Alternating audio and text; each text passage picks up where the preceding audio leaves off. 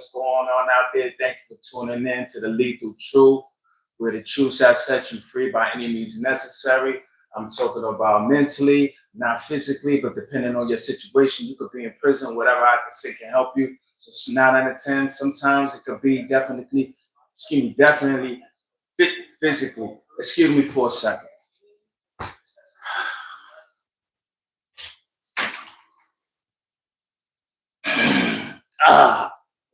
Man, I had a nice good sleep today. Oh, like I said, I hope everybody out there doing good. Like I said, thank you for tuning in. Got a good show for you today. Hit that like button, hit that subscribe button, hit that share button as soon as you tune in. As soon as you tune in, please tell a friend, tell a friend. Today I got a good show. We're gonna give it like at least 2 minutes before I begin. You know, we're gonna talk about the Cassie and the Diddy situation. This is the day 3 and 4. Well, excuse me, this is day 4 on trial, but you know, I'm gonna tune into day 3 and day 4, or better yet, I'm gonna cover day 3 and day 4. So I'm gonna be up here a little bit, you know. So like I said, we're gonna wait for some people to tune in real quick. All right.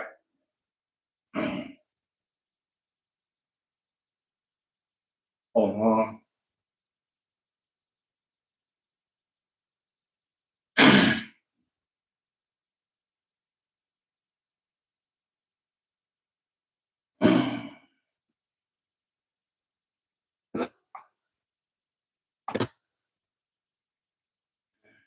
Hope y'all hear me out there. Let me know if y'all hear me out there. Let me know if y'all hear me.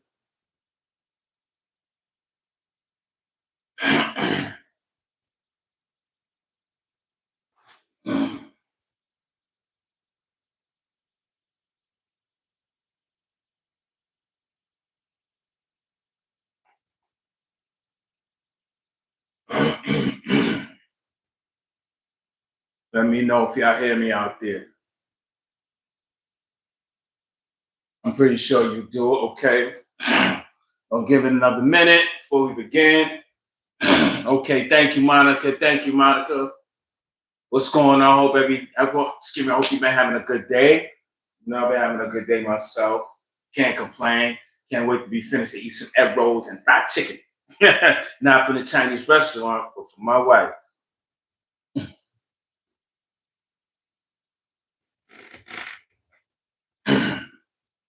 I move this up a little bit. Because man, the things that's going on in this trial right now, it's whoo man. Like I said, let's give it another about 30 seconds. About 30 seconds.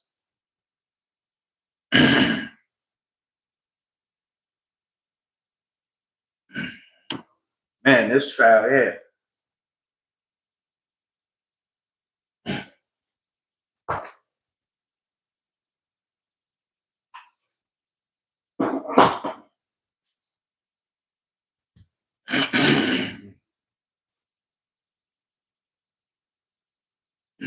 All right, so let's get right into it, right? So we got day 3 and 4 of Cassie trial, but today actually makes day 4 of Cassie trial. I wanted to get the defense team input and the prosecutor's input, well, cross-examination with Cassie.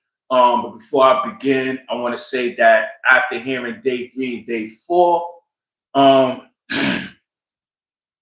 want to say that this case gave me a different outlook of it. I want to say that reading the comments on social media, Facebook, Instagram pertaining to Diddy, you know, gave me a different perspective on how to address this, because I see what the prosecution team is doing. They don't really have a case. So what they're trying to do is paint Diddy as a monster.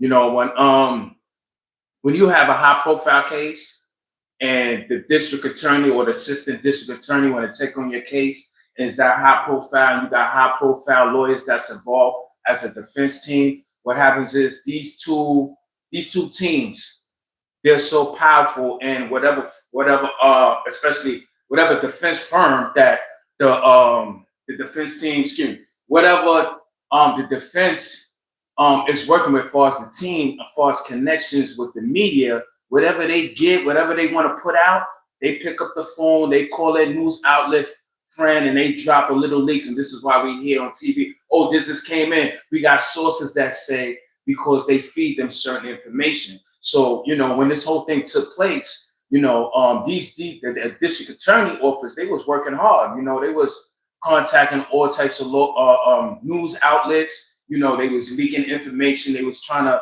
paint Diddy as a monster. So by the time they get jurors, they already polluted the juror's mind on a perspective on how Diddy carries himself in life. And, the defense team, they try to do their thing too, but we all know through the media, man, they painted Diddy as, a real scumdog. You know what I'm saying? And I believe, in certain areas of his life, he is a scumdog, especially when it comes to music contracts. You know what I'm saying? But we're not talking about that today. We're talking about sex trafficking. We're not even talking about sex trafficking. We're talking about domestic violence. That's what we're talking about. Because I haven't heard nobody was forced to have sex with a gun to their head. That's sex trafficking. I haven't heard no one that was kidnapped. They don't have no contact to their family on the outside or could get away from their enslavement or their entrapment. That's sex trafficking, being forced to have sex with people that you don't want to have sex with. That's the term I thought it was. I mean, that's what I read.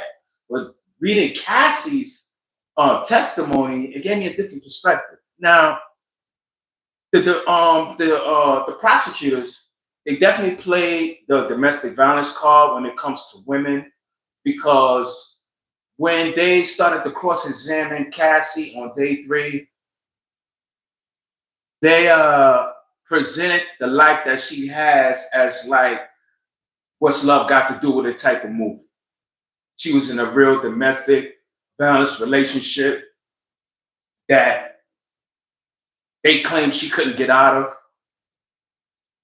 where they claimed she was in fear for her life if she tried to leave. Whereas if she tried to leave, she would be blackmailed with sex tapes that Hunt and Diddy and other people performed together. So it was an entrapment. This is what they painted for sex trafficking, because they have really nothing else. So while they painted this picture, the females that's on the jury, I'm sure, can relate to this type of behavior some way or some sort of fashion.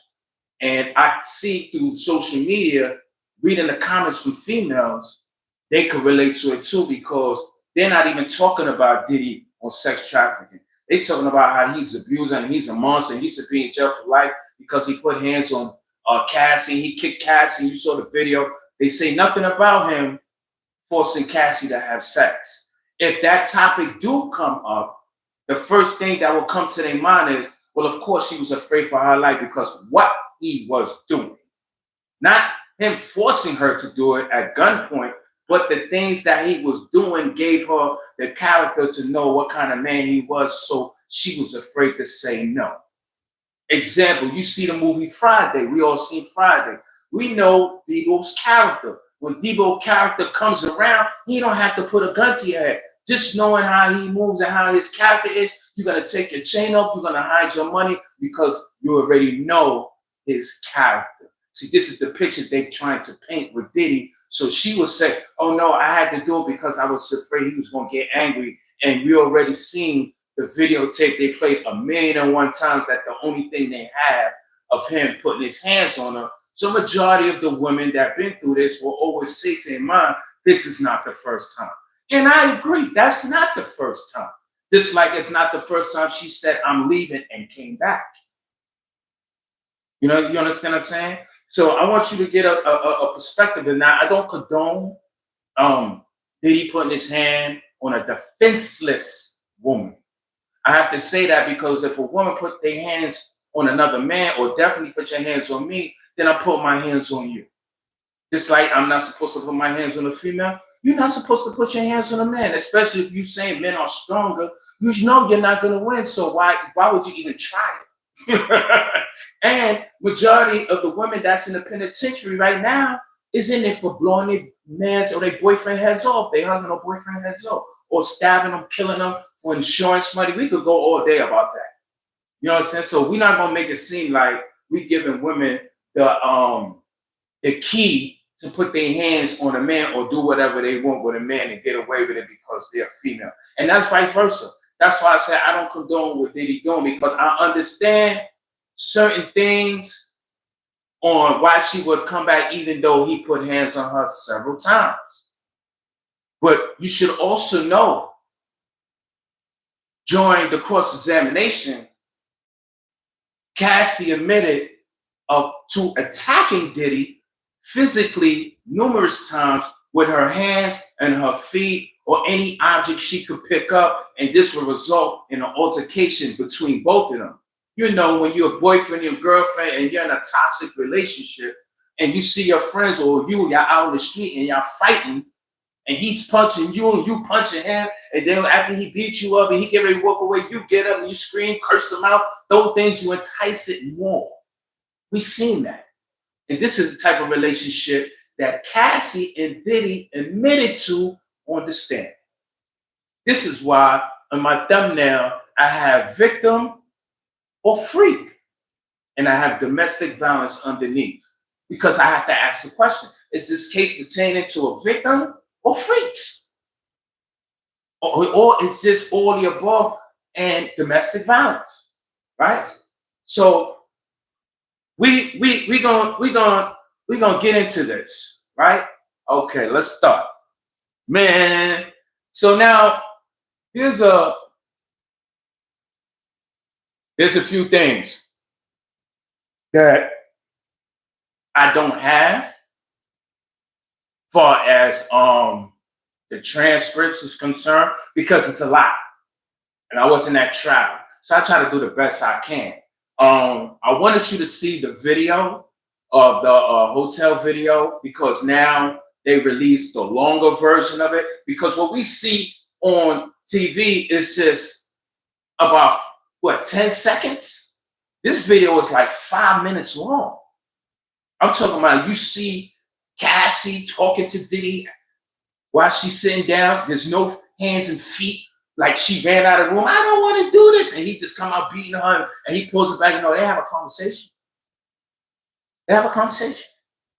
Some people in their comments that I see on social media say, oh, the guy that's in the room, she stepped into him, she didn't want to do the freako. So when Diddy took the opportunity to take a shower, she found it was the perfect time, and she got dressed and she ran out. How you know you wasn't there?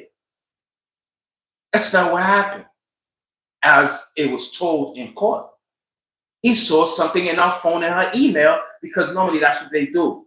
They email or they text. And she saw something pertaining to Alex Fine, who she's married to, which is the personal trainer, and that's when the blow up happened. Because see, when you're in a toxic relationship and you find out your man is cheating or your girl is cheating, and y'all ready to start putting hands on each other, when you find something like that out, that's what happens. And that's what happened that day. So we're gonna get right into it, right? Okay. So yesterday,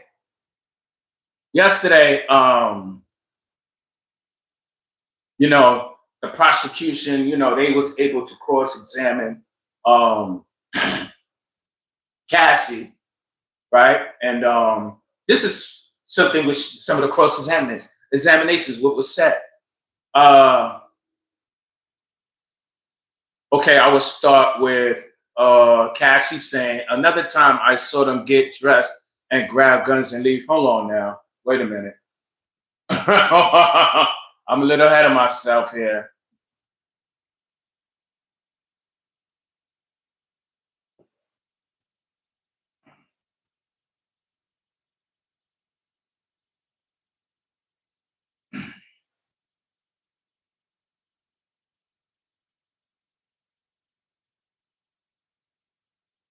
Just give me a second. I know I feel like I'm all over the place a little bit, but I'm taking my time because I gotta find this stuff out, because it's really important that you know, you tune into what is being said with this with these transcripts. So we're gonna start. District Attorney, what did you write? So now she's on the stand. They have these text messages that they got from Cassie's phone and Diddy's phone. And this is around the time they kind of first met, We're talking about the time they first met, which is, I believe, 2007 on until 2018. Uh, it's real funny because before all of this happened, and they're doing this texting. This is all honest texting because this is not a case. They can't tell what's going to happen 11 years or 10 years down the line. And they done switched phones so many times by this time. I'm pretty sure they thought, or Cassie thought, or Diddy thought, and we thought that they wouldn't have these texts. But you can have texts between you and somebody else for the next 20 years and switch 7 phones and the crime happened. They could go back and find those texts. So this is what is going on. So these texts that is out of this phone is on a screen for the courts to see, for Diddy's team and Diddy to see, and for Cassie to see while on the stand and answering the questions when these texts is showing up on the screen. What did you write? I really need to fuck. Why did you write that? Cassie, because I wanted to be with him. Prosecutor, I'll read your messages. You read yours? Prosecutor. And Sean, you don't want to do anymore? This is Diddy. This is Cassie. She said, I'm so predictable. She's predictable. Okay. Prosecutor, what did you think this mean?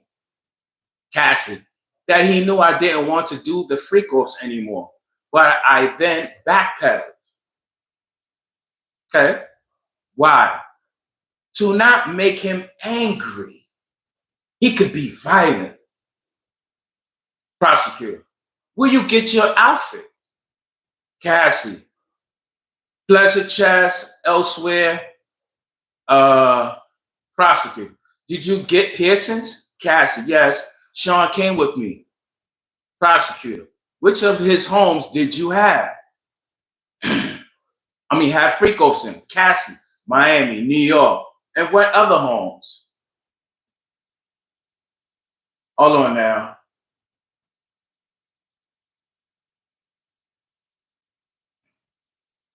I'm trying to find out. Tell you, I'm a little bit all over the place. I'm sorry, because it's just a lot. It's a lot. All right.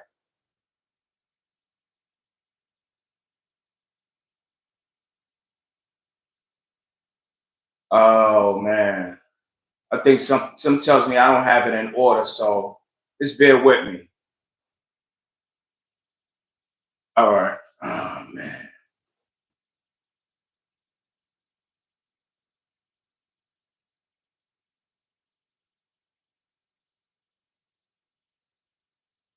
See where I left off at. Sorry, y'all.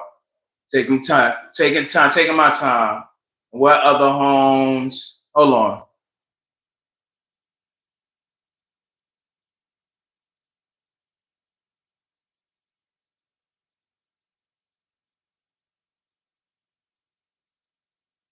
Okay, I must have missed. Hold on.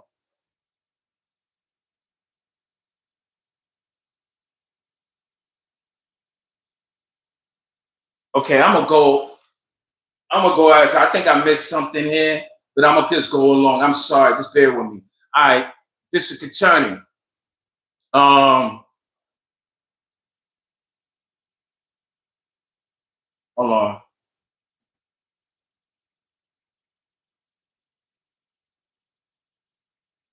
All right, where?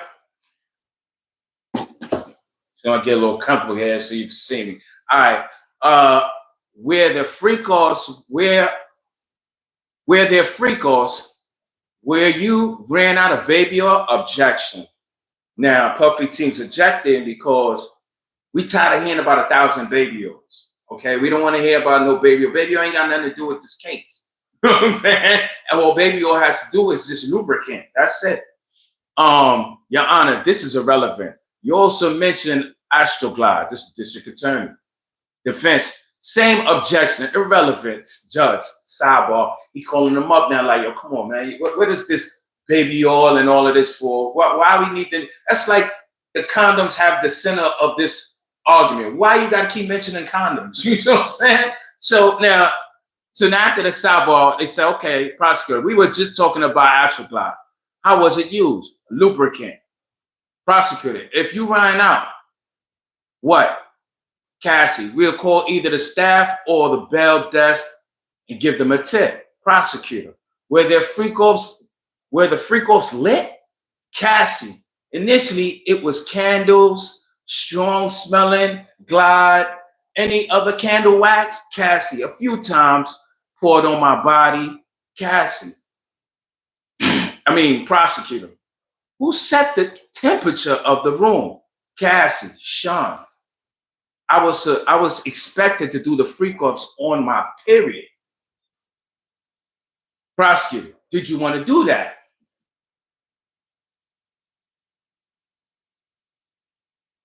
No. I'm sorry, y'all. See, I got this all over the place.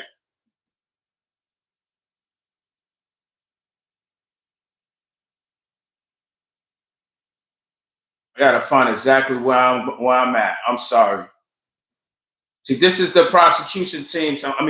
Prosecution team. So it took me a minute to actually get all of this, because man, it's not really out there like that. You know, people saying what they want to say, you know, and they just come up here and they said, I'm trying to give you the real from the transcripts instead of me just telling you what was said. Okay. Okay. Did you want to do that? No. Did you want to be urinated on? Objection, Judge Browns. Defense, I asked and answered. No, the defense asked and answered, meaning we already covered this.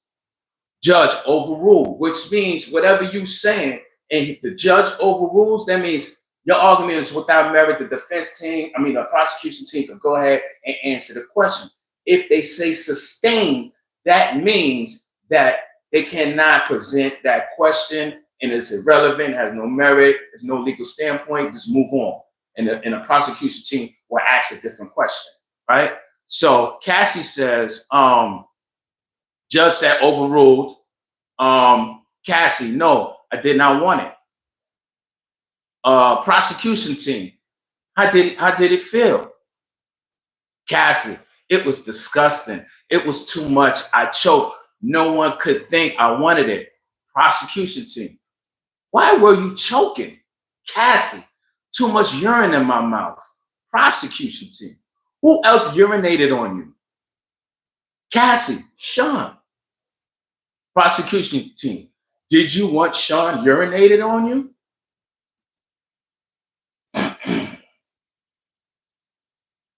No. Did you use drugs at every freak off? Cassie, yes. I need to disassociate and become emotionless. Prosecution team, who else used drugs at the freak off? Cassie, Sean did. Sometimes the escort. Prosecution, what other drugs did you use? Cassie, Special K, GHB, I don't even know what the hell that is. Mushrooms. Prosecution team, I read Sean's parts of his email. You read it. You read yours. Cassie, when should I take the thing? When will you be there? Prosecution team, pausing you there. What did you mean? Cassie, drugs. Prosecution team saying, Sean, I took mine, I'm flying. Prosecution team asked Cassie. I said Chrissy. I see my homegirl must be on my mind. Cassie, what did you mean? He's high. Prosecution team, why did you take more drugs? Cassie, to the point, to not present with experience. Why? Hold on.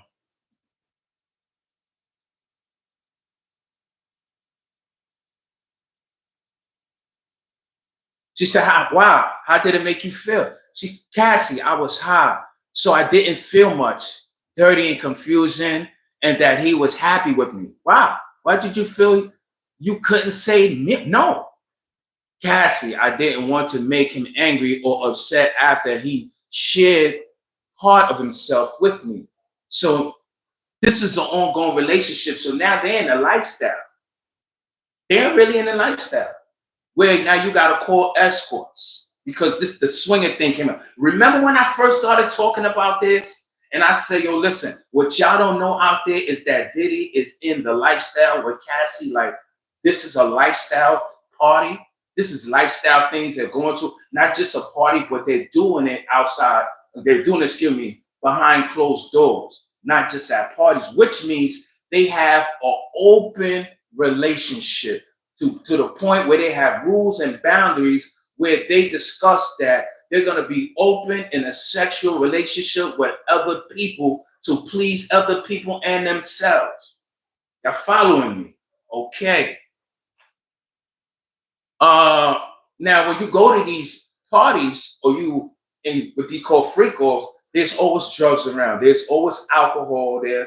There's always somebody smoking weed. There's always somebody smoking cigarettes. There's always somebody using some form of drugs, whether it's ecstasy or Molly, because these Molly's and ecstasy makes you feel more open when you're having sex. It works on your mood. It gives you a mood swing. So if you're upset and you're mad and you want to fight and you want an ecstasy or a Molly, you're gonna go from 0 to 100. But if you're sexual and you're freaky and you're excited, you're gonna get more freaky and open. So for Cassie to say that she was on Molly's and she was on E's to make her emotionalist, I don't see how that's happening because it works on your emotions. So if you feel uncomfortable during these lifestyle parties or in a threesome, it's going to show. You're going to be crying. It's going to make you so sensitive and emotional. But if you're freaky, whatever's on that tape is going to show Cassie wasn't nervous. I'm going to just say that. But we get into what the cross-examination with the prosecution team. All right. Did you use drugs every week, every freak off? She said, yes. I need to disassociate and become Muslim. Hold on. I think I talked about that. Hold on. Okay, I think I'm going a little backwards here. Hold on now. Hold on.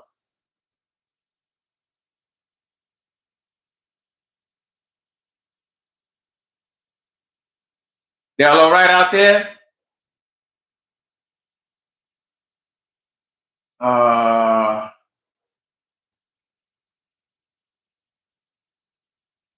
right. So let me start here.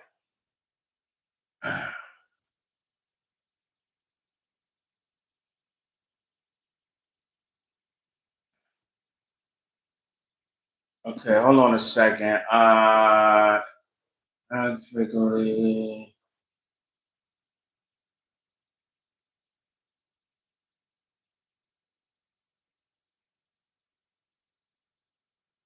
Okay. Man, it's so much here. Man, you talking about we even got Suge Knight in here. Yo, man. All right, so let me just go on because I can see where this is going. I'm gonna just go on and whatever I catch through the transcripts, we're gonna just build on, right? Because obviously I think it's not in order, some of them. So we're gonna get right to it. What did you write? I really need all right, we touched on that. Touched on that. Touched on the urine and everything. All right. Why were you choking? Too much urine in my mouth, Cassie. Prosecutor, who else urinated on you? Cassie, Sean, did you want Sean to urinate on you? Cassie, I didn't want anyone to urinate on me. Prosecutor did. How did it make you feel? I mean, how often did it happen? Cassie, often enough. So this is ongoing. Which hotel changed the most for damage to the room? Cassie, the Intercontinental in New York. They redecorated the whole room for ridiculous money. Prosecutor, back to the urination. Ridiculous money. So the prosecutor didn't want to go in to show that the hotel took a bribe. See how that go? Back to the urination. Okay. Judge, Miss Johnson, only for a few more questions. Prosecutor, why didn't you say no? Cassie, it was obvious I didn't want to be on the ground being urinated on by two men. Where did you find the escorts?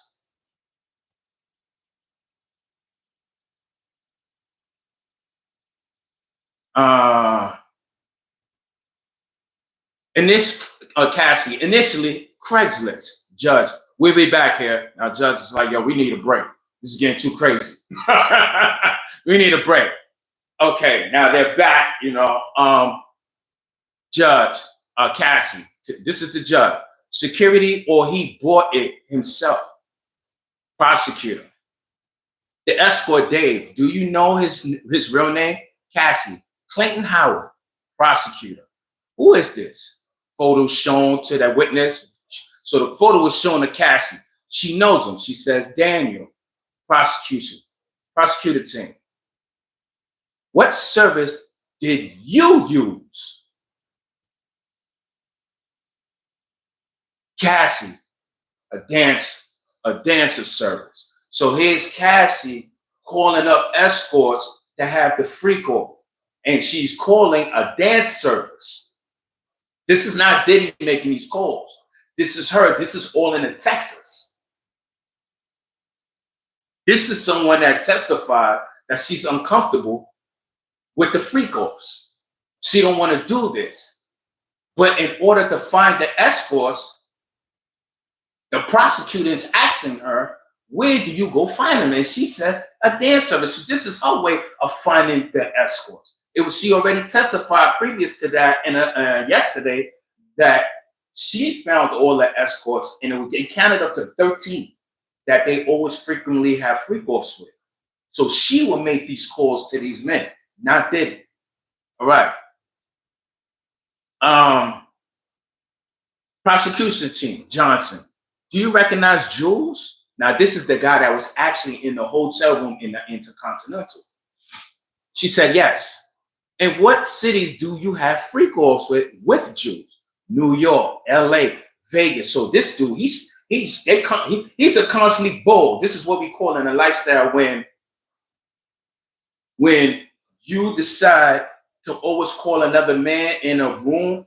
It's called threesomes, but they call it a female and a guy calling a bull over, because Puffy, from all the testimony, he's what we call a kudu. A kudu in the lifestyle is a man that sits there and watches girlfriend or wife have sex with other men and masturbate, or sometimes after being a kudu, he will get up and then they will join and have a threesome. So you following me here, okay? So we talking about the swinger lifestyle, because a lot of y'all don't know nothing about this lifestyle. You thinking it's crazy and it's freaky, but a lot of you have practiced this outside the lifestyle, and some of your friends practice this outside the lifestyle. How many women you could grew up saying they got a train ran on them? That's a gangbang. That's lifestyle stuff. Some women had sex with 2 or 3 men. It's lifestyle stuff. Some women have sex with 3 men in one day, at different times. That's lifestyle stuff. So we're gonna get into it. Okay. So, prosecution team, do you know his last name? No. Who is this?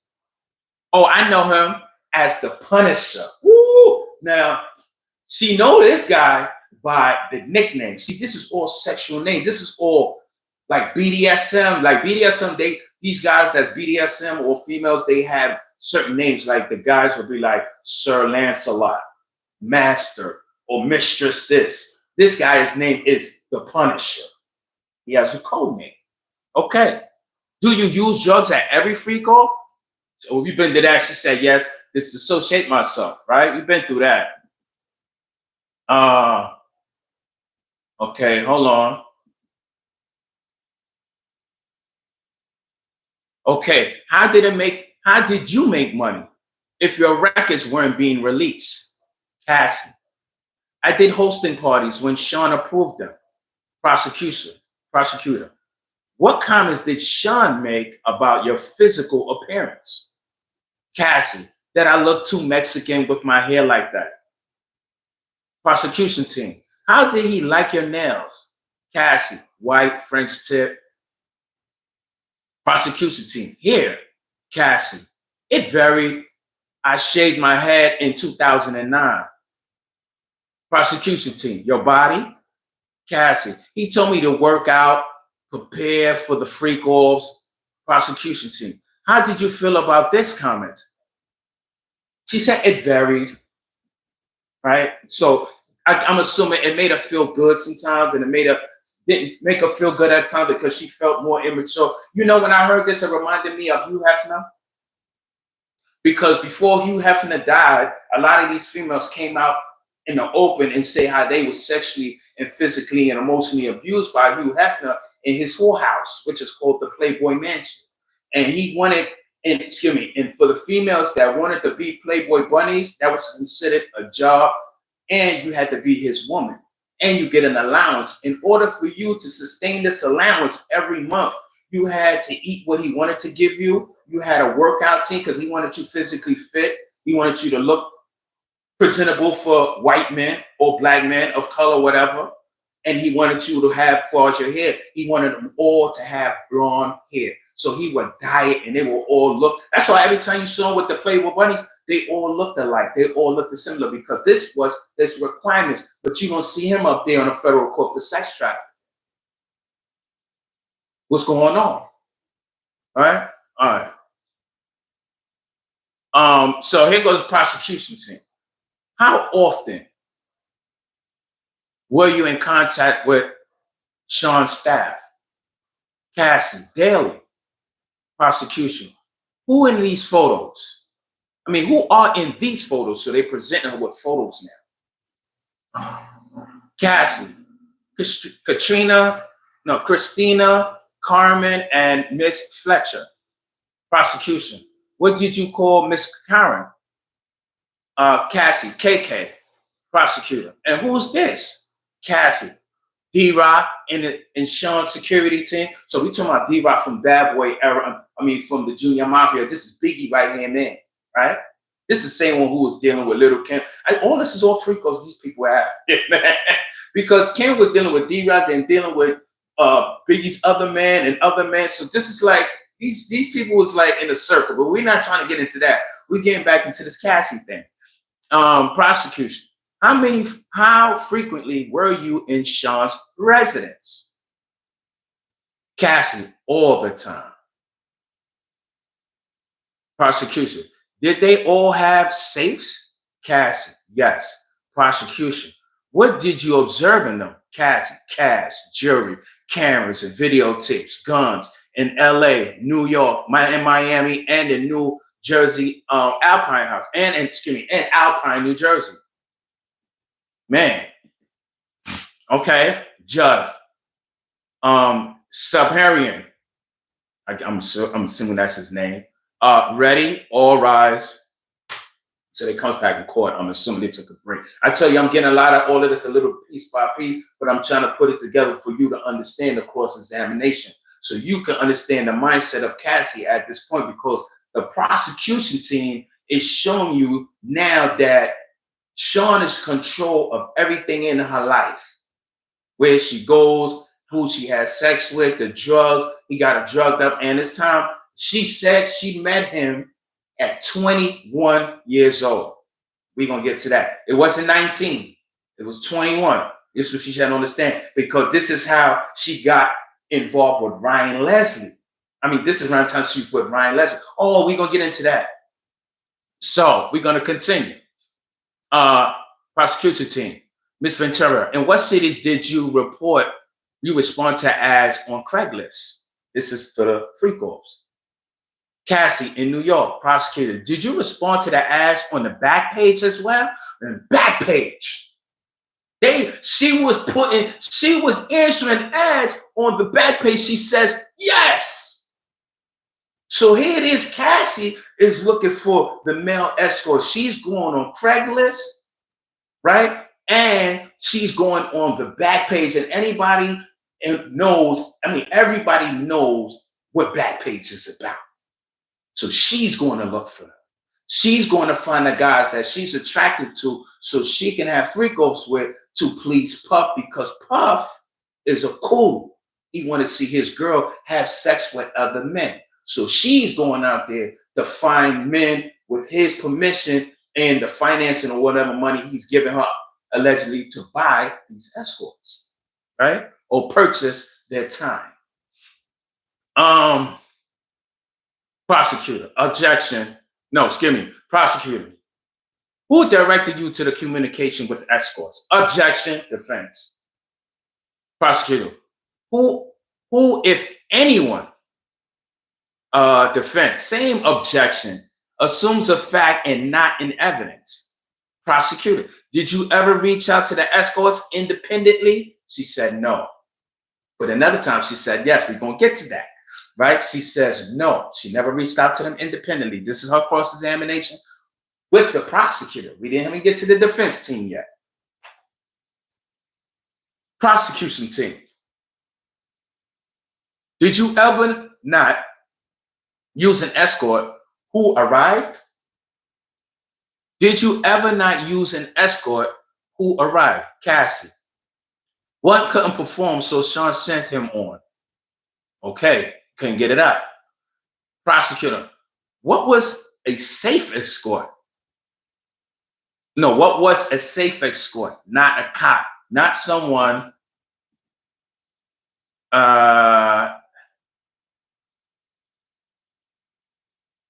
Hold on.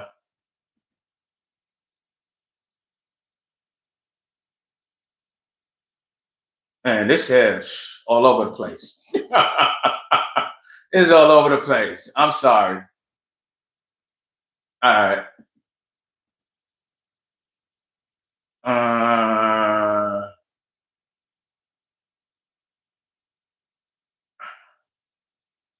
Okay, so pretty much I gotta find it, but in other words, they was trying to find escorts who was not a cop because once a person is presented with certain questions, certain things to do, it's like being vetted to make sure that you're not a cop. Because if you can't do something that'll jeopardize your job and you refuse, that's a red light for them to let them know that, yo, this is an undercover. They're sending you on your way. So you was getting vetted before. So this is how they call a safe escort, you know? All right, why did you take more drugs? To be not present. Hold on. To be present with experience. Hold on. I think we touched on that. Oh, okay. No. To not be present with experience. Why? Because it was something I hated. Prosecutor, how did you react to ecstasy and MDA? This is Molly's, and well, that's what MDMA is. Cassie, it could make me vomit. Prosecution team. What would he say? Cassie, to continue. So while she's vomited off of Molly's, he's still telling her to take more. This is what she's saying, right? This is a woman that actually said that she was on drugs every day. She was on opium. She was on JB. She was on Molly. She was on E. She was drinking. This is every day to the point she had a opioid addiction. But yet, she's saying on the stand that Sean is forcing her to take these drugs. Okay. Prosecution team, did you want to continue to have intercourse when you wanted to vomit? Cassie, no. Prosecution team, how does GHB make you feel? Cassie, drunk, tipsy. Prosecution team, cocaine? Cassie, makes my heart race. I'm not a huge fan. Prosecutor, mushrooms? Cassie, the walls come alive. Because when you on that thing there, that's what they call it, microdosing. So you take a little bit, because you don't want to start tweaking. So she said the walls come alive. That means she take the whole package. She don't microdose. She take the whole thing where the MDA hit her like this. The mushrooms are hit her like this. And then she starts seeing the walls dancing and moving. That's when it does if you don't microdose. Like you actually see things. You understand what I'm saying? Okay.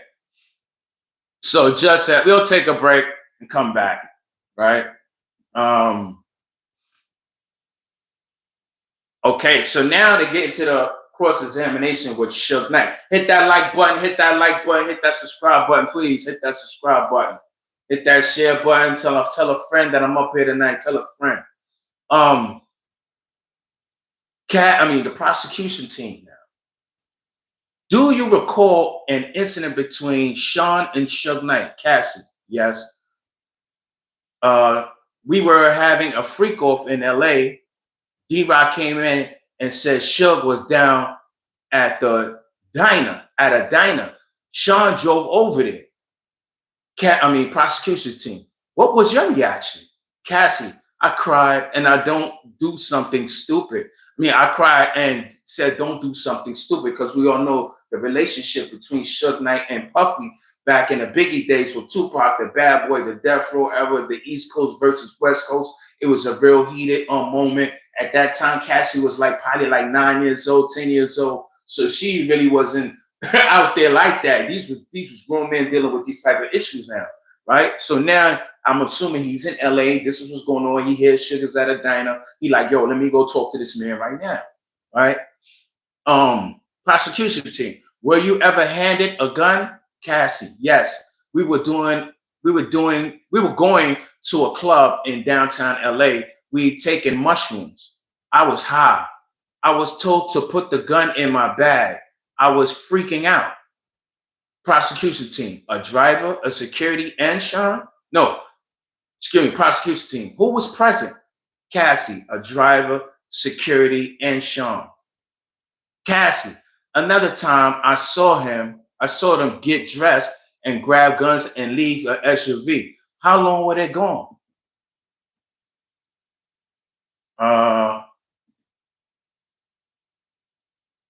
Hold on.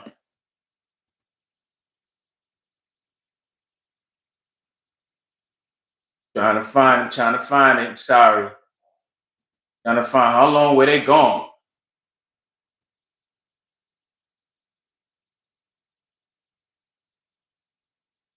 This is real interesting because so far I haven't really heard her saying that, he's forcing her to do it. She's just saying at this point that she hates it. She don't want to do it, but she want to do it because she doesn't want to make him upset. And this is something they constantly been doing every weekend, sometimes every other day. And at the time of doing that, they're high off of mushrooms, cocaine, GSB, Molly's, ecstasy. They're doing this every single day.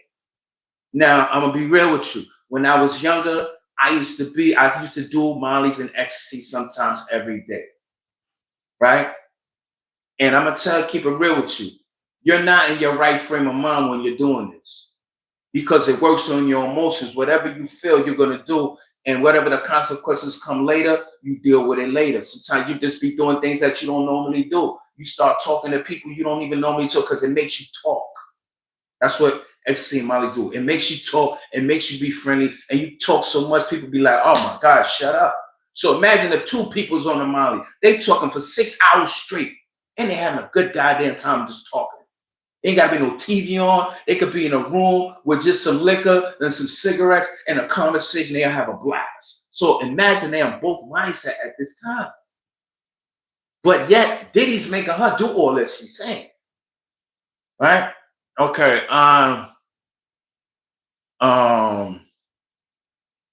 Okay. Trying to find left off at. I think I got most of it. I got most of it up here that I read to you.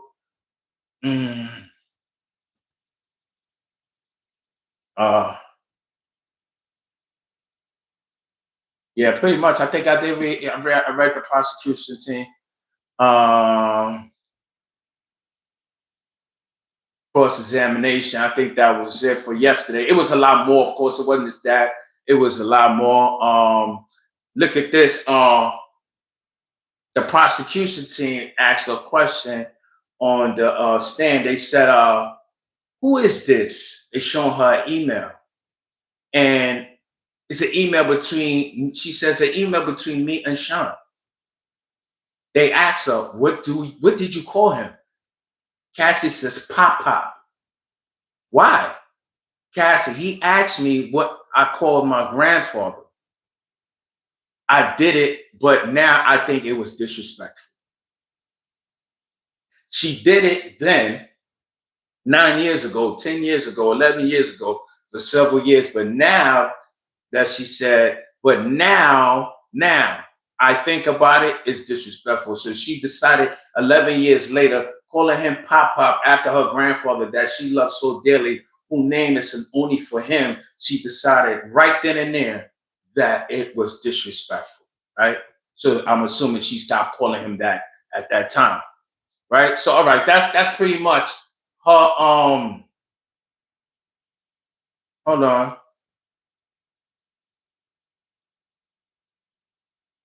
Okay, that's pretty much her arguments on there when it comes to that.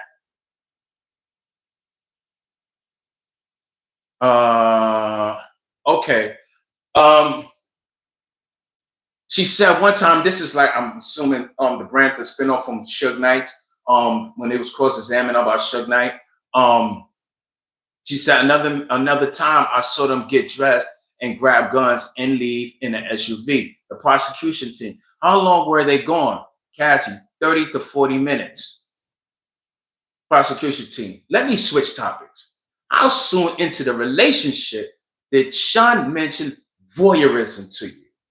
Now, this is the lifestyle he's presenting to her now. They're in a relationship. Hit that like button, hit that like button, hit that subscribe button. She says the first 6 months or a year. Prosecution. How old were you? She said 22. So they got into a relationship when she said, like she said before yesterday, she was 21.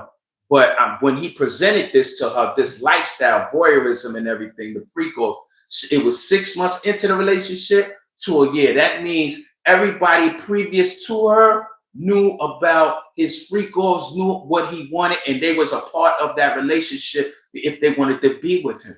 I'm pretty sure Kim was a part of that because she had children with him. If not, she wouldn't have made the cut. So let's not act like, a lot of women previous for Sean that y'all talking about is innocent. Because I don't think there's nobody innocent in this whole case. Nobody. Okay? All right.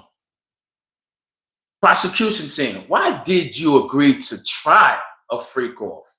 Cassie, good question. I wanted to make him happy. Wait.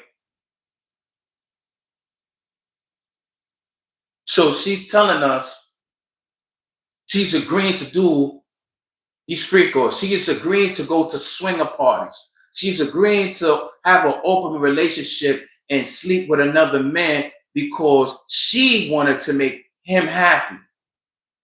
This is the physical abuse that a lot of people was addressing or showing that Diddy was forcing her to do. But here she's telling the prosecutor to make him happy. Right? Prosecution. Where was the first freak off? Cassie, one of his homes in Los Angeles. Prosecution, 26-67. Who is this? Is they showing a picture because this is evidence. Cassie, that's the first escort.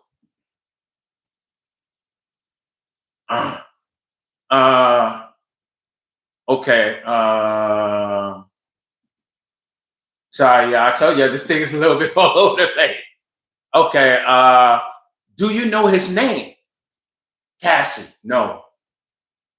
Prosecution team, I'll call him the first escort. Were you aware he was paid? Cassie, yes. So Cassie knows that they're going to a freak off, they're getting ready to have in an open relationship, and she's getting ready to give her body to a male escort, or you could call a male prostitute, to have this threesome with Diddy, because now she made up her mind that she's in the lifestyle, right? She's not a vanilla. She's in an open relationship with other people now, right? This is what she approve of. She said yes to dance and to have intercourse with me. Prosecution team, what drugs did you take? Cassie, ecstasy and alcohol before things started, because that's the pregame. You know, when we go to, man, I tell you, I go to these parties. When you go to these parties, people pregame, they start drinking, they smoke their weed. You know, some already pop pills and ecstasy because they want to come in the party nice. So they pregame before they come to the party so they could go all out. So when they come in, they're already lit. You see what I'm saying? They're already comfortable. Their mind is already open. They don't feel uncomfortable. They just ready to party, right? So prosecution team, did you disguise your appearance? Cassie, Sean said we would disguise ourselves. I wore a masquerade mask. Cassie, what was a session in a freak off? Cassie, until the escort finished. That's interesting. Until the escort finished. Now when they was done, okay. Prosecution team, how many sessions with the first escort? At least 2.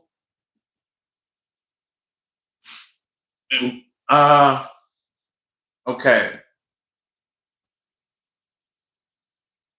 Okay, so we covered that. So we covered everything so far. That was 26 attachments I had to this to this actually 27 to this course examination. So this is Cassie course examination. This whole case is insane. Oh, so I didn't even see all this right. I'm sorry. Yes, Monica, this whole case is insane. What's my opinion in this case? I'm gonna get to the defense team. Like I said, I believe it's a they were in a relationship.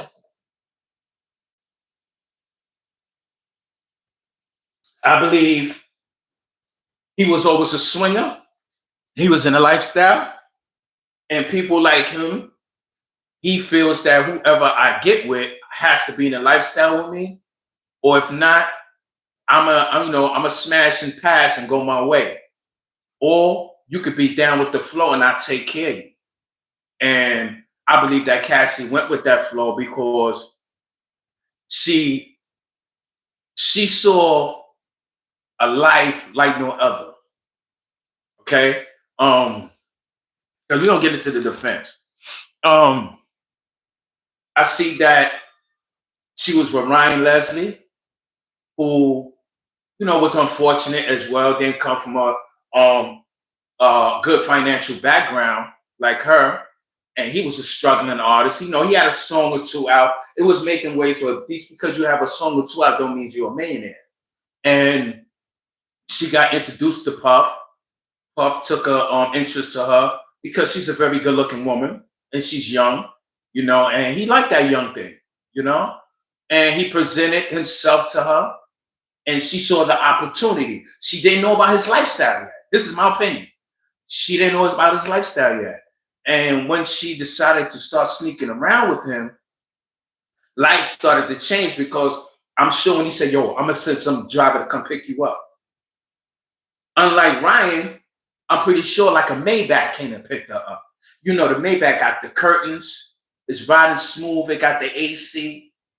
It got the phone or whatever in there. It got the bar in there. It got a TV in there. It got a flip screen in there. It got where you could push your seat back and you could lift your legs up and it feel like you're sleeping in there. Matter of fact, you could not even do that. You could put your legs on the other seat on the other side of you and make it get comfortable. He's not pulling up like that.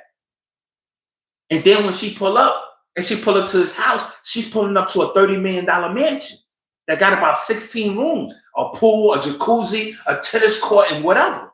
So she sees this as an opportunity because so many other female celebrities done did that themselves.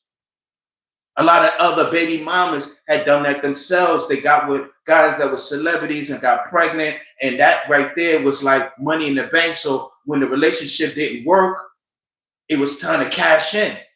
And they never looked back. They never went back to the hood because now they getting paid alimony, $30,000 a year. They get child support, $20,000. $30,000 a month, and then they get child support, $20,000. You know what I'm saying? So they balling. So this is a trend. So she's looking at it like you looking at it, and like us men looking at it. Because if I'm single and I'm struggling, and then all of a sudden Mary J. Blige said, "Yo, listen, I like you. I'm taking an interest to you." I'm like, "Yo, what? Yo, Mary? I'm a fan of Mary. So in my mind, I'm like, yo, I'm trying to smash. And then Mary say, I'll take a liking to you. Why don't you come with me to the freak offs? I got you. I live in Crown Heights. I'm in the hood. Don't worry about the car. I'm going to buy you a Benz. This is my getaway plan now. This is how she's thinking. So in the relationship, as she said, 6 months to a year come down the line, and she's comfortable with this new lifestyle while she's cheating on Ryan Leslie. This is a woman she says Sean is taking control of everything. This is her mindset. She cheats on him, betrays him, lies to him, and go deal with Diddy. Until Diddy say, yo, get rid of that nigga. I got you. And Ryan is gone. Ryan is, you never hear from him again after that. It's Diddy girl now. Now she's going to the BET Awards. She's going to the Grammys. She's going to the VMAs. She was at the Met Gala. Even though we saw that Puffy didn't like when she was speaking, but the microphone, they addressed her, and she had something to say. Puffy was like, why are you talking? You know what I'm saying? That's how he felt. You know what I mean? So I think these were swingers who was in a domestic relationship, a toxic relationship. You know what I mean? And I felt that Cassie is quite a little bitter. You know what I'm saying? Because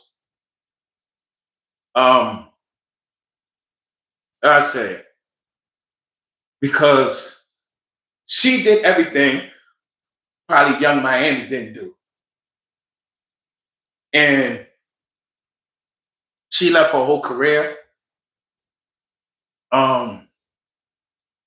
She did all this freak off stuff, and she didn't benefit out of any of it. And now here it is. She always wanted a baby from Puff, and he never gave him one. But yeah, here come Young Miami, within a year or two, got a baby. So she's bitter. And then you left her high and dry broke. Young Miami got a $1 billion ticket. She got a baby. She could never be broke. But what about Cassie? So she's looking at this like, yo, I did everything you wanted me to do, even though I enjoyed it. And this is how you deal with me? Now this is how I'm going to deal with you. You know what I'm saying? So she wrote a tell-all book. And she told Puff to read it, right? We're going to get into that. But let's get into the defense team. Now, today it was the chance to cross-examine Cassie, right? And before I begin, I want to say this. I'm starting to think that this case is a plot. I think that certain people of power knocked on Diddy's cell and said, you had enough because you were talking all this stuff with the liquor company. We gave you $1 billion, and now you want to do this black political party. You're getting too big for your britches, Negro. We had to slow you down. Because he's beating all these charges. He beat all these lawsuits. He probably got like 2 lawsuits left that's in there, right? That's why you don't hear about Little Rod no more, right? You ain't hearing Jaguar being no witness. You're not hearing Albie Shaw being a witness. You're not hearing Kim Porter's best friend for 30 years who has custody of Diddy daughters going up there saying anything because they don't have nothing. So they want to put Diddy through the ringer. How the hell you put up $50 or $60 million as a bail bondsman? You tell the courts what you give. Nobody offered $60 million and they did deny bond. But you got all these other murderers out here that's killing black people, especially cops. They get bonds. Or they don't even get a bond. They get administratively pending investigation with pay. But they can't come home because of what? All right, so let's get right into the defense team, right? Okay. Now, the defense team, the prosecuting team, like I said, their job is to make Diddy look like a monster.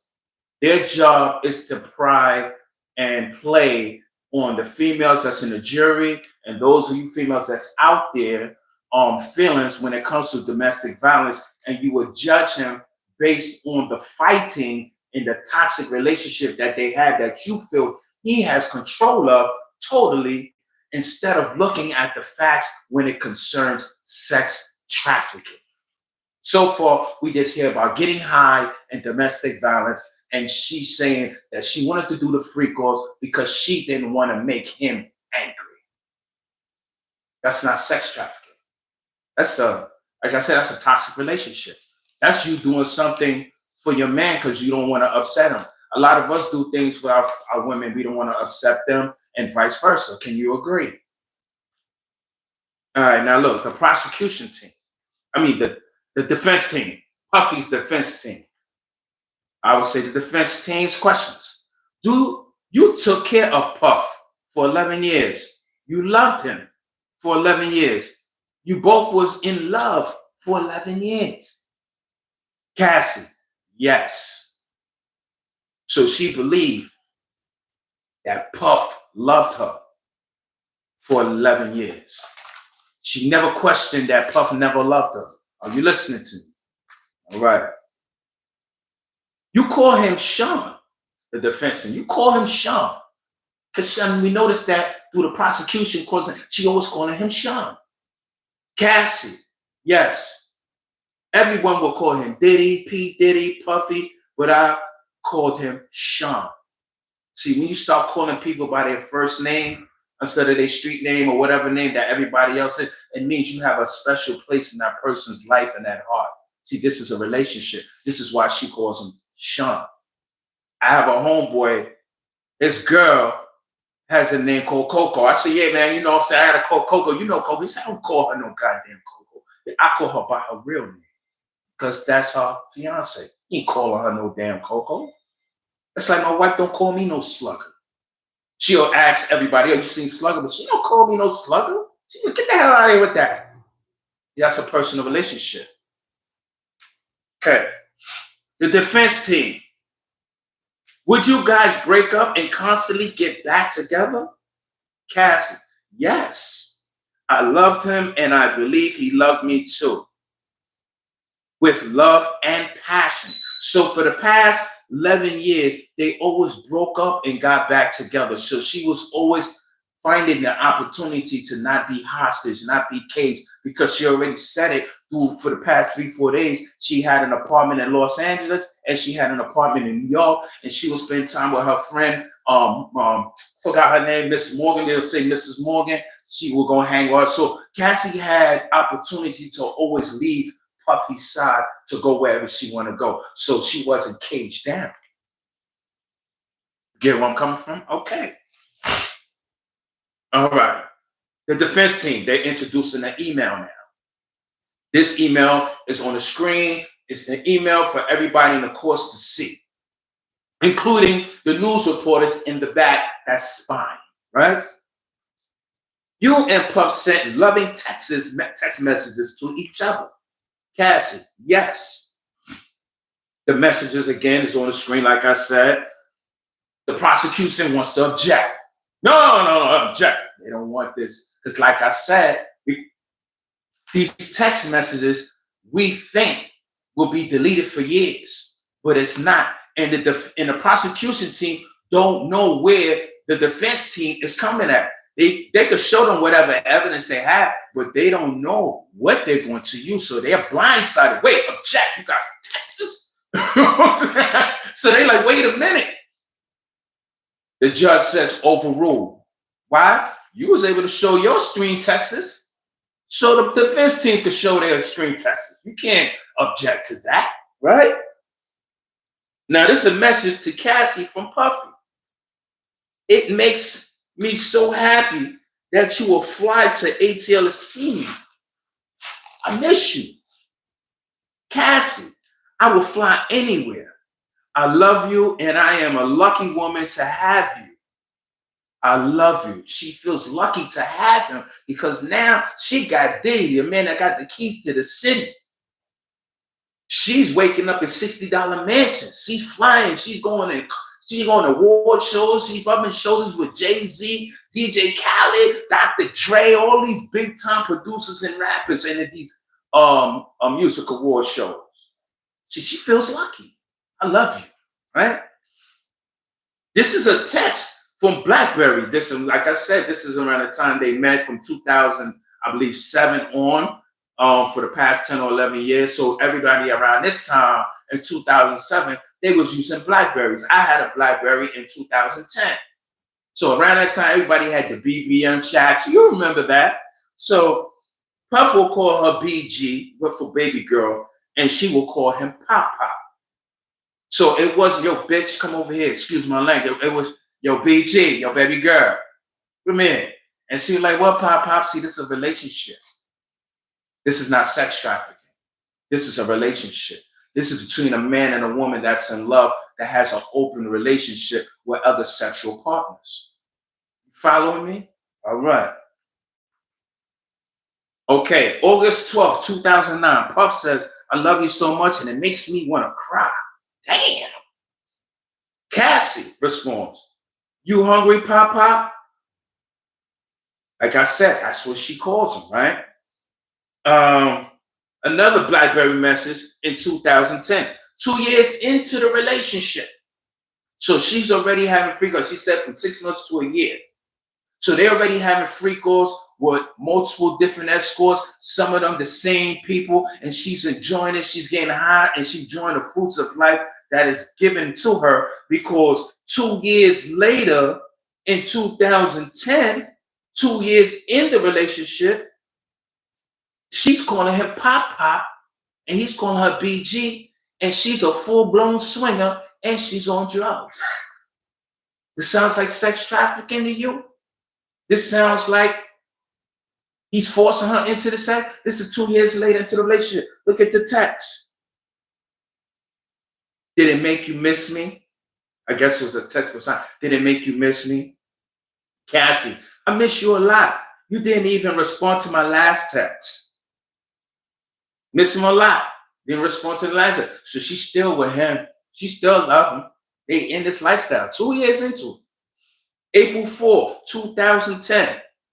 Yes, 3 years into the lifestyle. All these messages are on the screen and she's reading it. Puff. She's reading these messages. Puff. I'm going to sleep right now so I can see you. I love you so much. So he's getting ready to go to sleep so they could link up the next day or whatever. Cassie says, laugh out loud. I am so happy that we fell in love.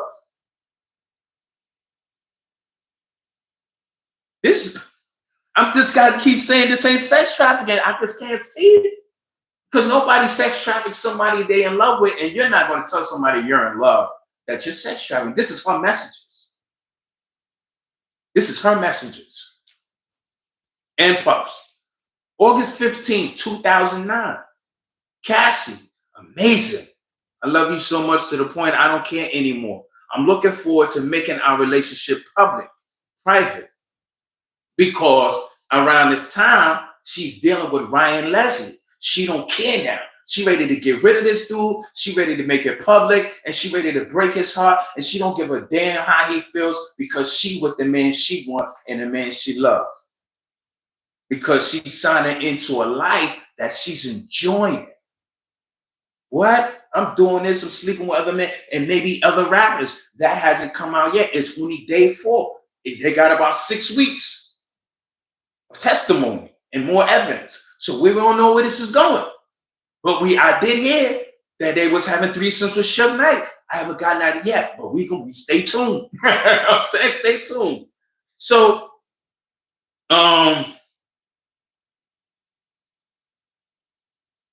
so it's another message, August 22nd, 2010.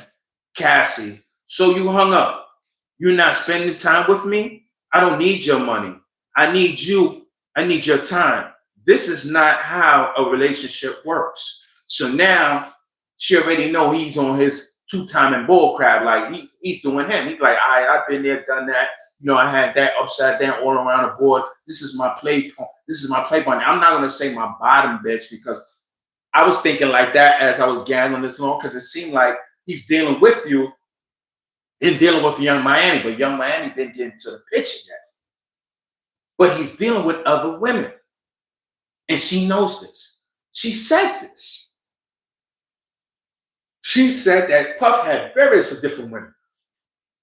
And this is one of the other reasons why she enjoyed the freak offs, or I mean, did the freak off parties, because she didn't want him calling nobody else to do it. So she decided to do it. So no other woman can take her place. No other woman can take her place and receive the spoils that which he's giving her for doing whatever she's doing and being the woman that he wants her to be in his life. She don't want that. She already took Kim Porter's spot. She not letting that go. Okay. The defense team, why would you send him a text like that? Cassie, because I've fallen in love with him. I wanted to make him happy. I did the freak offs because I thought I was in a mature relationship. Let's stop right there. So if she's saying that she did these freak offs, because she thought she was in a mature relationship, at this point, she's telling us that she agrees to these sex parties. She agrees to have sex with different men. She agrees to have sex with different men with baby oil in the tub. And because when you're in a tub and there's a bunch of baby oil, it's like your body is this lubricant.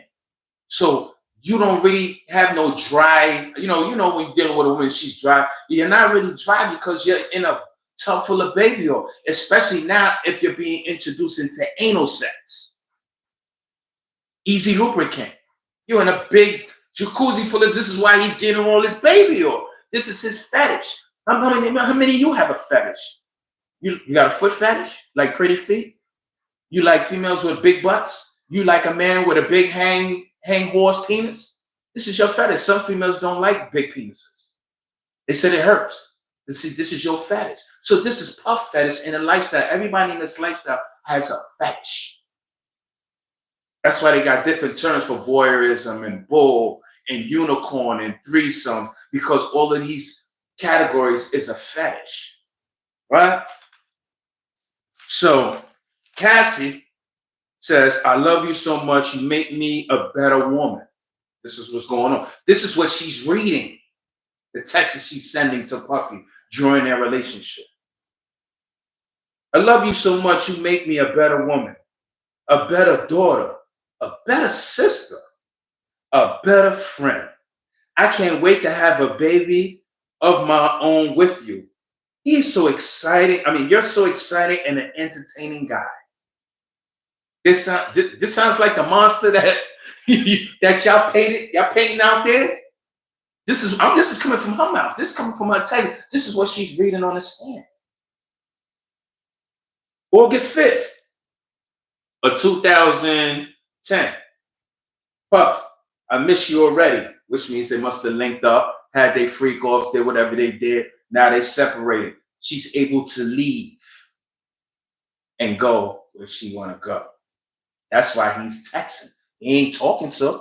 She be in the room. But she's somewhere else in another location, free as a bird and not locked down. And he's texting her, I miss you already. Cassie, me too. Puff, when you want to freak off? Cassie, I'm always ready to freak off. I'm going to read that again. Hold on. August 5th, 2010. Puff, I miss you already. Cassie, me too. Puff, when you want to freak off? Cassie, I'm always ready to freak off. Puff, tell me the day you want to do it. Cassie, it can be whenever. Puff, we can do the freak off during the week or the weekend. Can we get the male escort? Now he's asking her, can we get the male escort? Right? Cassie, maybe. Puff reached out to the male escort. Cassie, I can and I will. No, Puff says, reach out to the male escort. Cassie, I can and I will. So we already know her lane. Her lane is, listen, Puffy's like, listen, I'll orchestrate the hotel, pay for everything, get all the things that we need to do the freak off, the drugs and everything. You, and your on your side, what you do, your job is you go find the men that you want. You understand? That's why she's going to find the men. He's not finding the men because if he was finding the men to freak off, it's like him being bisexual. Why are you looking for the man? Unless you know what she like and be like, okay, listen, I need a male escort. Yo, like, send me a picture. I ain't getting none, but I know what she likes. So if you small, you're not coming. But if you big, you got to go in because he got to make this party, this little freak off thing go good, right?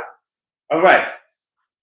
So August 7, 2009, 7 days after agreeing to the freak off, the text is up there. Puff, I can't wait to watch you get real hot. Cassie, me too. I just want to be uncontrollable. Cassie says, I just want to be uncontrollable. What does uncontrollable mean to you out there? Put it in the chat. Hit that like button. Please hit that like button. Same day, the text, Puff, what you talking about? Cassie, an explicit message. They didn't say what kind it was. They just said explicit, right?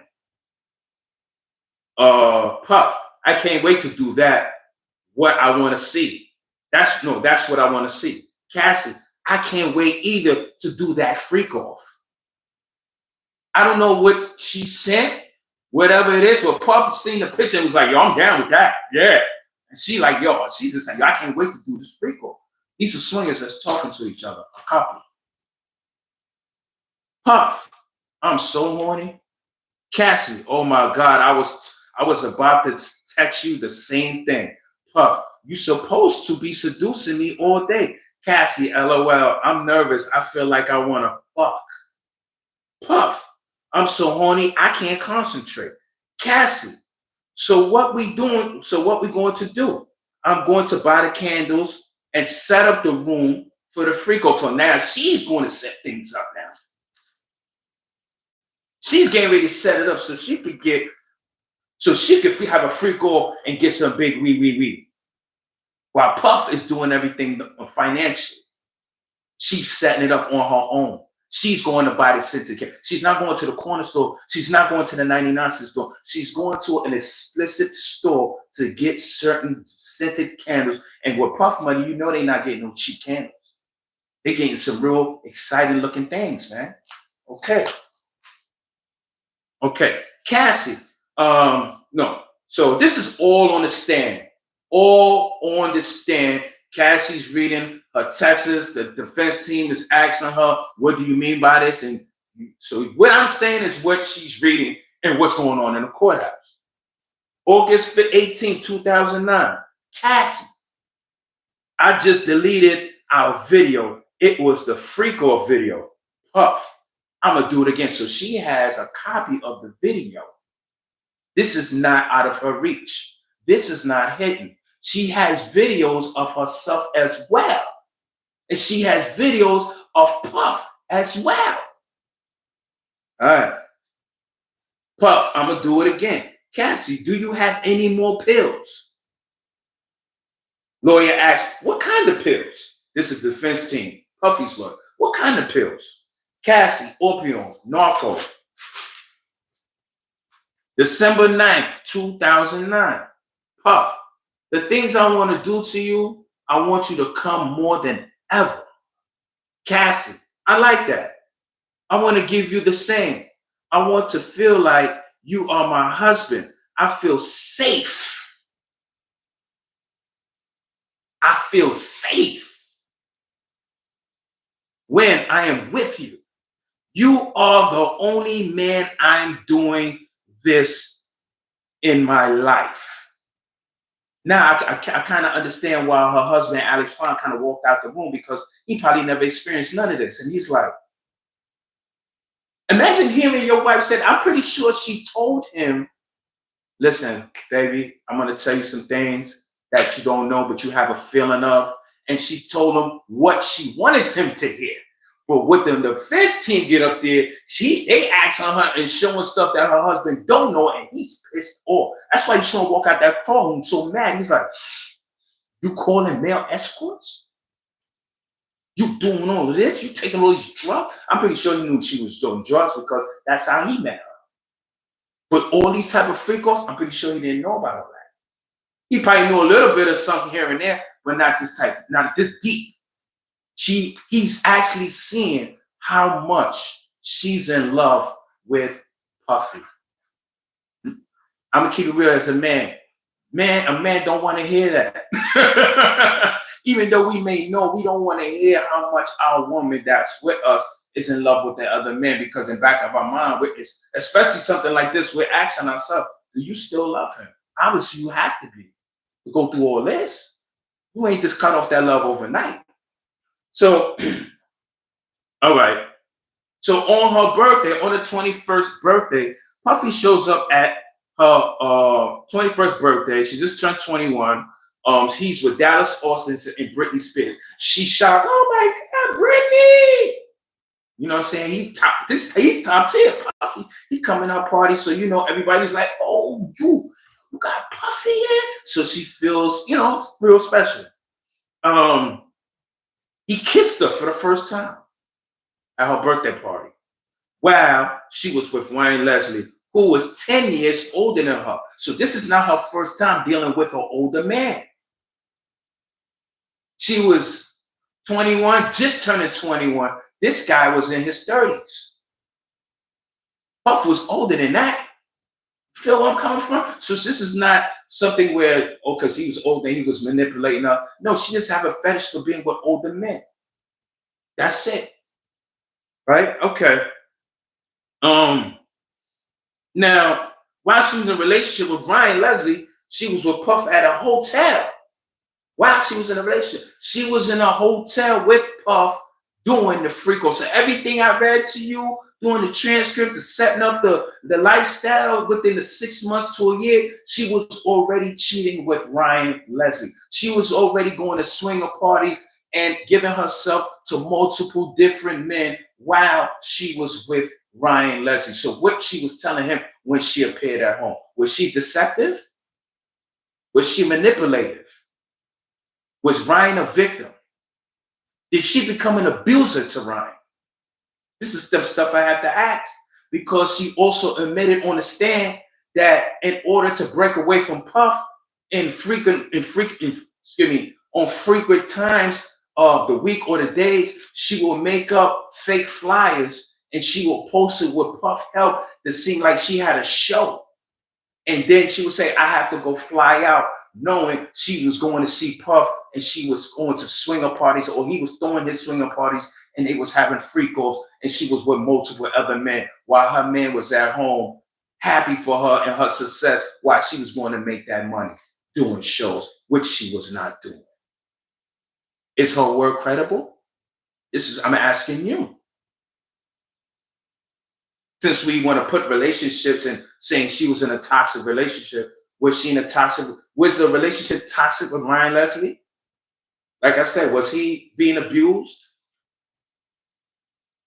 I just have to ask. Was she, even now, I won't even say was he being abused, because he didn't even know. Was she the abuser? Was she the manipulator? Was she the deceptive one? The one that was being deceiving Ryan Leslie? I have to ask. So if you feel that is she doing that again now? Because she's down with this. She's down with the program. She's calling the escort. She's on Backpage. She's situated. She's making fake flyers to get away from her boyfriend. She's doing all of this. But yet she's saying she's a victim. I want you to ask yourself, is she a victim? Put it in the chats.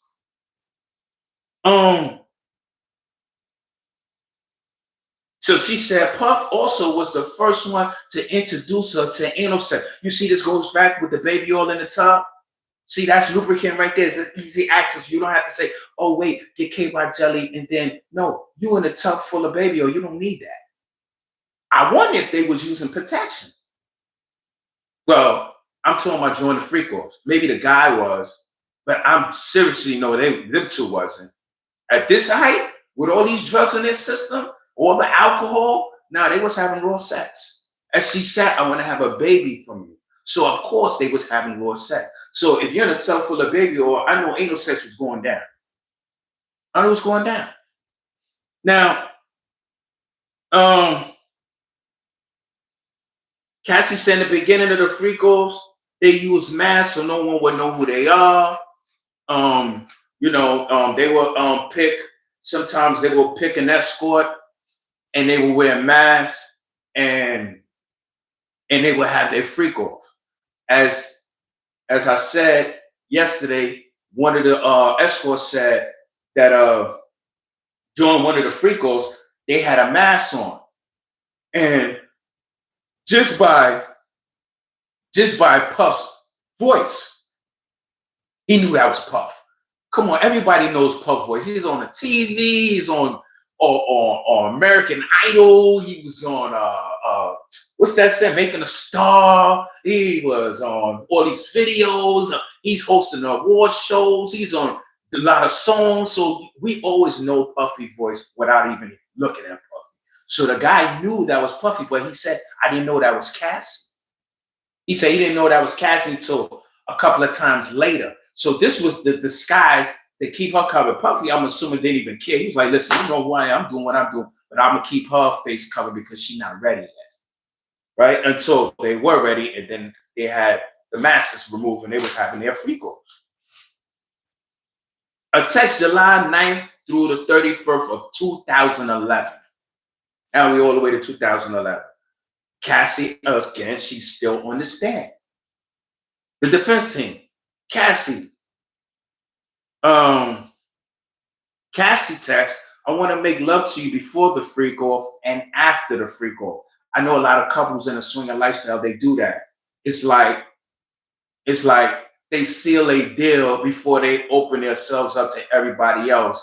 And even if they do have a good time, the grand finale is when they come home and then they make love amongst each other. They keep that bond and that spark to going on. Some people in that lifestyle, that's their rules and regulations. We always have sex before the party and we have sex together after the party. Always to keep that togetherness, that bond so tight, right? July 16th. No, excuse me. So Puff texted her, when are you on your period? Yeah, I got to scratch my head on that one. So Cassie says, I'm skipping my period so we can do the freak off. I want to see you have sex with a girl. They even discussed the swinger lifestyle. This was said, we even discussed the swinger lifestyle because at this point, that's what you're doing anyway. You know what I'm saying? So Puff discussing to her, yo, when you're on your period, you know what I'm saying? So we could do this lifestyle thing where I got to know instead of me just coming to get you. I'm assuming maybe he like, so I can have a backup plan. You on your period, you can't play. I'm ready to play. I play all day, every day, all the weekends. I'm trying to do this every single day of his life because according to Cassie, they getting high every day. Every day. Every time you saw those videos or Puff interview, he high on cocaine, ecstasy, Molly. He high on one of them. You know what I'm saying? According to her, right? So here it is. She's telling you that Puffy's not forcing her to have sex on her period. She says it on the stand with the screen in front of her with her text is saying, I'm skipping my period so I can have a freak off. So she's down with it. So if this is not the first time, if this is the first time that we read that in the text, then how many times that you've been having freak offs while skipping your period or on your period? Because you do have people with fetishes out there that run red lights. Am I lying? Oh, ladies, I know some of your men ran red lights. Oh, no, I was just off for like a day. And that dry smell, no. Don't keep it real. Look, y'all out there laughing. So look, July 16th, 2012. There's a text. This is after a freak off, right? Cassie, I'm horny and bored, and I need your dick. I love you. I had so much fun with you. This is 2011. Puff, I love you. Cassie, a lot of dicks and a lot of partying. Puff, are you sick? I'm sorry. So that's pretty much it, because it was more, but I don't want to hold y'all up with it. I'll be back here tomorrow with some more because it got to be on the thing. But so far from what I read and everything, I think that, like I said, I think they was in a toxic relationship. I think she had it in her mind that she was going to be number one, especially with the texts that Young Miami had sent her. I don't have it with me right now. It's on another device. But Young Miami was calling her a hoe, a freak, and all you want to do is eat pussy and suck dick. And I got a career and I'm doing me. And you crying over all those abortions and you mad because I took your spot and I'm the one with the baby you always wanted. This was so we already know they already had a few going on for her to go off like that. Some things she's saying is true because Cassie confronts it on the stand. I love him. I want to have his baby. I didn't even know she had several abortions. Of course, I don't even know how she got abortions. I would think miscarriages or like getting high she was doing, but she had several abortions. But they didn't want no baby with her. See what I'm saying? So where's the sex trafficking in this case? I'm trying to figure it out. Now that we hear all of this that's going on, what do women have to say now? Because after this has been dumped out there into society for today, a lot of women and a lot of posters is saying, hold on now, is she really innocent? Yo, Diddy might be getting off. And I believe he is. And if he doesn't get a dismissal, he's going to get a mistrial. Because everything she's saying is not adding up to her texts. And did you know, I just found out today she texted him. Today she texted Puffy while in court, making sure he was all right and letting him know she still loved him. They blew that up.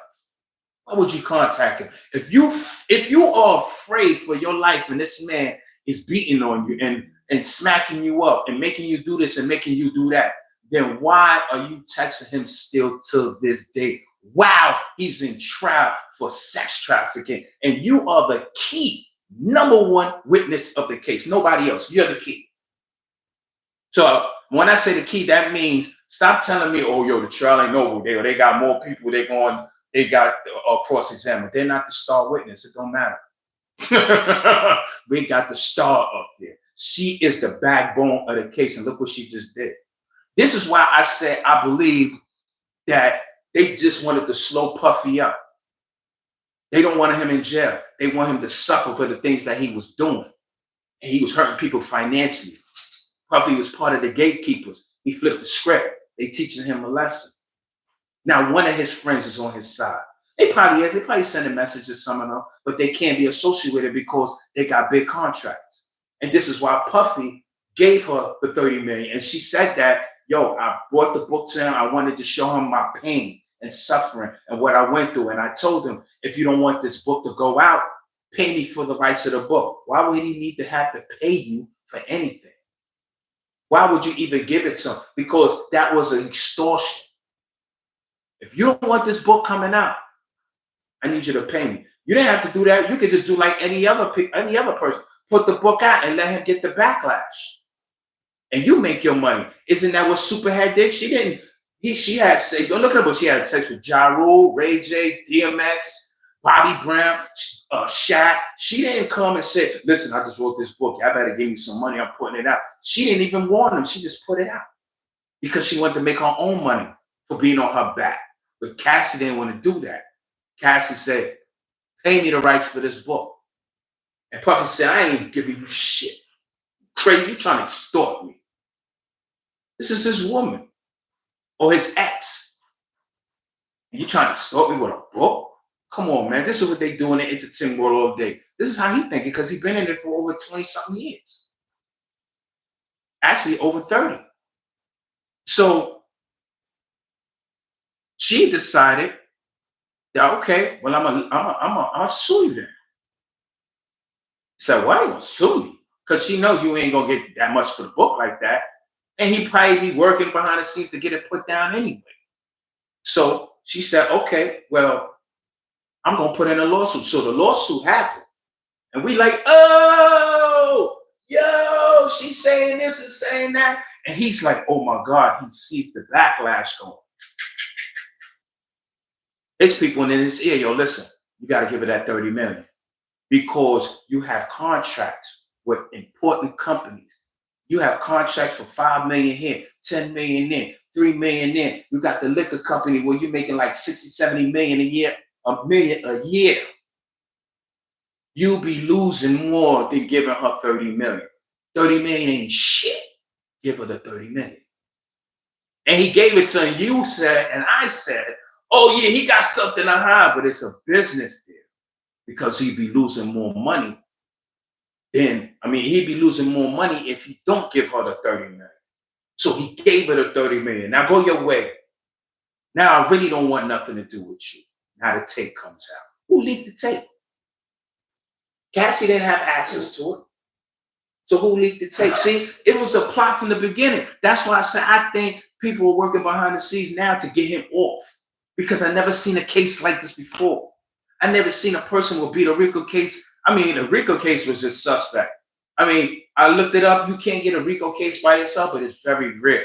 Because normally when you hear RICO, you hear confidential informants and CIs and all of this. Well, confidential informants is a CI. But you hear all these kind of snitches. And you always have co-defendants. RICO's is for organized crime. So why would Puffy have a RICO case? So it's all getting dismissed. RICO, conspiracy, kidnapping.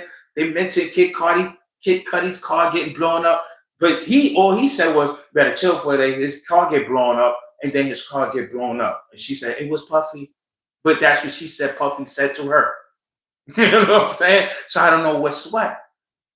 And you tell me out there, is Cassie innocent? Or is she a victim?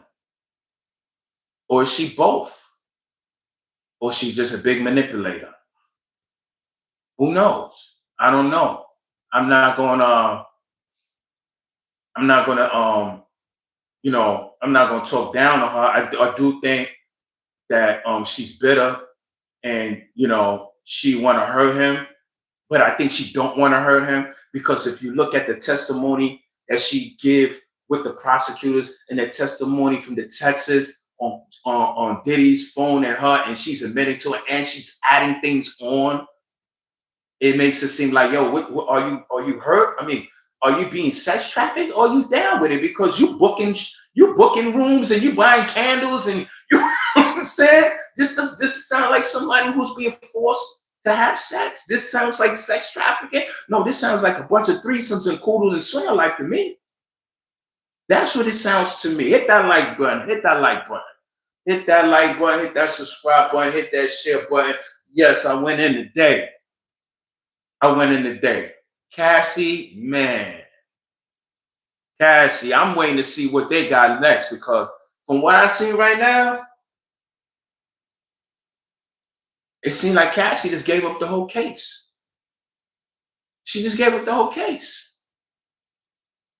She didn't say anything yet about Puffy forced her to do this. The most I heard was, I decided to do it because I didn't want to make him mad. Shoot, I wash the dishes sometimes that's piled up, and I do it before my wife get home because I don't want to make her mad. I just don't want to hear going, niggas in here all day in the dishes. Because I know my wife.